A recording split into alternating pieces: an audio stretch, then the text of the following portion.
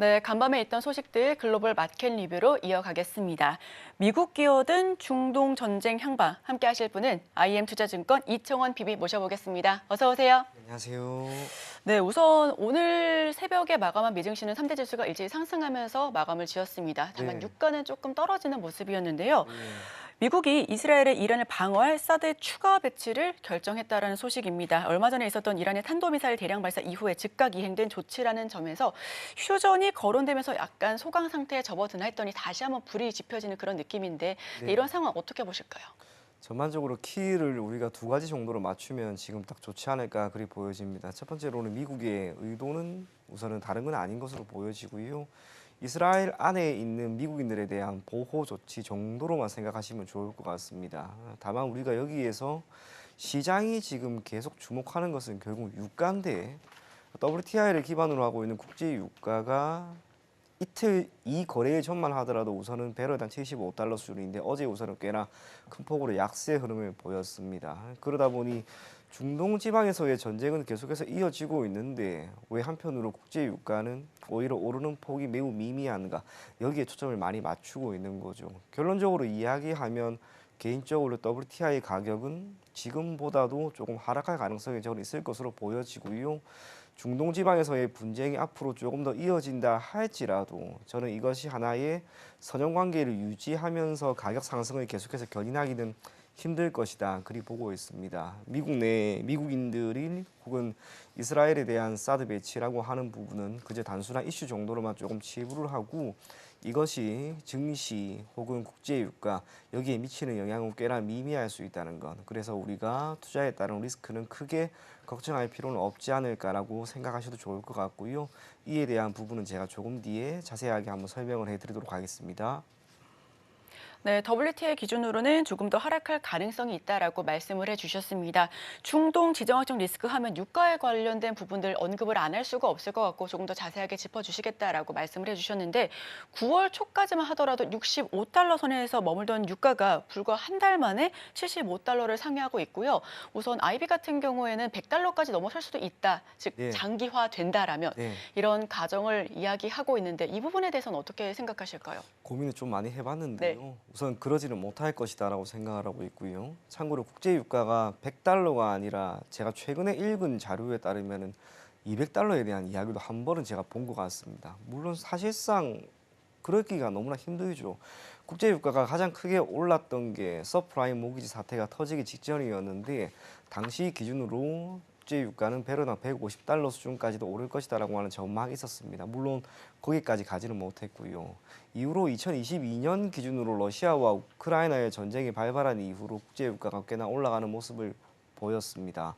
하지만 지금 보이는 중동 지방에서의 분쟁이라고 하는 것에 따라 국제 유가는 의외로 오르지 않고 있다라고 하는 것임과 동시에 장기화된다 하더라도 사실상 큰 영향은 없을 거라고 봅니다. 지금부터 천천히 자료 한번 보면서 제가 이야기를 해보면 좋을 것 같은데 PPT를 우선은 준비를 했는데요.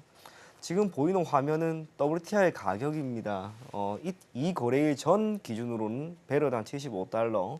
그런데 오늘 새벽 거래가 마무리되면서 이제 73달러 수준까지 내려왔습니다. 어제는 대략 4% 정도까지도 하락을 했다라고 하는 거. 지난 4월이 52주 기준으로는 최고가입니다. 배럴당 87달러 수준.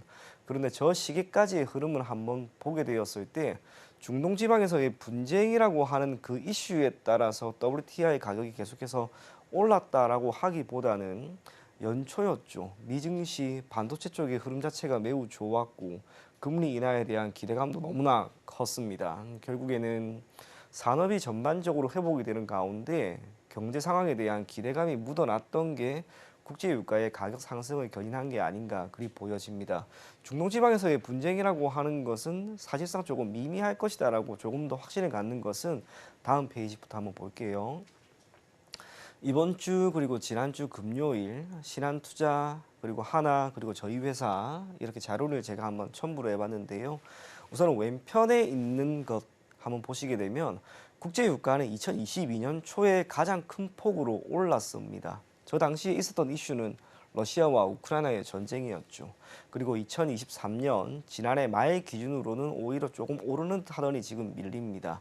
저 당시가 중동 지방 이스라엘과 팔레스타인, 특히 하마스의 전쟁이 시작이 되었던 시점입니다. 이스라엘의 지정학 지수가 꽤나 큰 폭으로 올랐음에도 불구하고 매우 가파르게 올랐음에도 불구하고 국제 유가의 상승은 상대적으로 미미하죠.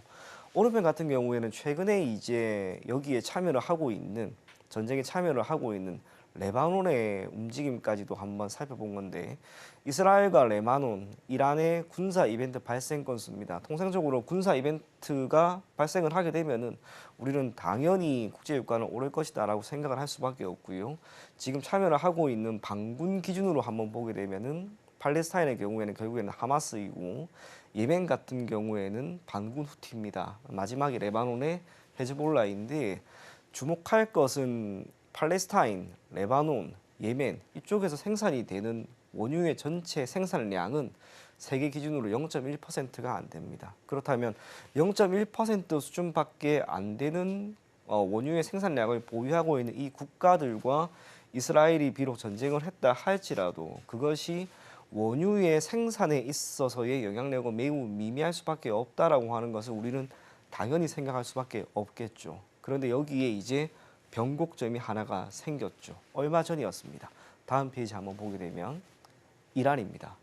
이란이 지금 이스라엘과의 어느 정도 전면전을 생각을 하고 있는 그런 상황인과 동시에 지난번 이스라엘이 이란에 대한 대보복 조치를 논의했다라고 한 이슈가 나오자마자 전일 기준으로 WTI 가격이 큰 폭으로 올라갑니다. 이란은 이제 이야기가 달라지는 거죠.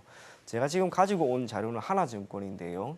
하나증권에서는 이란의 원유 생산량의 경우 글로벌 원유 생산의 약 3.5% 수준을 차지한다고 합니다. 반면 신한투자증권 같은 경우에는 4% 정도 수준인데 이들이 참여를 하게 되면 이제 이야기는 조금 달라질 수밖에 없는 거죠. 이란이 본격적으로 전쟁에 참여를 하게 되면 당연히 국제 정세는 조금 더 불안해질 수밖에 없고요. 거기에 따라 WTI 가격은 아무래도 오를 수밖에 없는 그런 여건에 놓이게 됩니다. 거기에 추가적으로 하나 더 살펴보게 되면은 이제 오른쪽인데 이란이 현재 보유하고 있는 석유 시설, 석유관, 정유, 저장 시설 이 모든 것들이 핵시설의 위치와 그렇게 멀지가 않습니다. 혹시나 이스라엘이 여기에서 타격을 해서 핵시설에 영향을 미쳤을 경우에는 필연적으로 큰 폭으로 유가는 움직일 수밖에 없다는 것. 하지만 1차적으로 미국이 지금 이쪽 이스라엘 부근에 사드를 재배치했다라고 하는 것은 이란과 이스라엘의 전쟁을 최대한 막으려고 하는 의지로 보여지기 때문에 결국에는 이러한 국제 유가의 상승이라고 하는 측면과 이란의 원유 생산이라고 하는 것에 큰 차질은 없지 않을까 그리 보여집니다. 다음 페이지도 한번 볼게요. 지금 바로 구독을 눌러보세요. 실시간 경제 뉴스, 투자 전문가들의 다양한 시황과 정확한 분석, 또 알찬 투자 정보까지 신뢰할 수 있는 저희 서울경제TV와 함께하세요.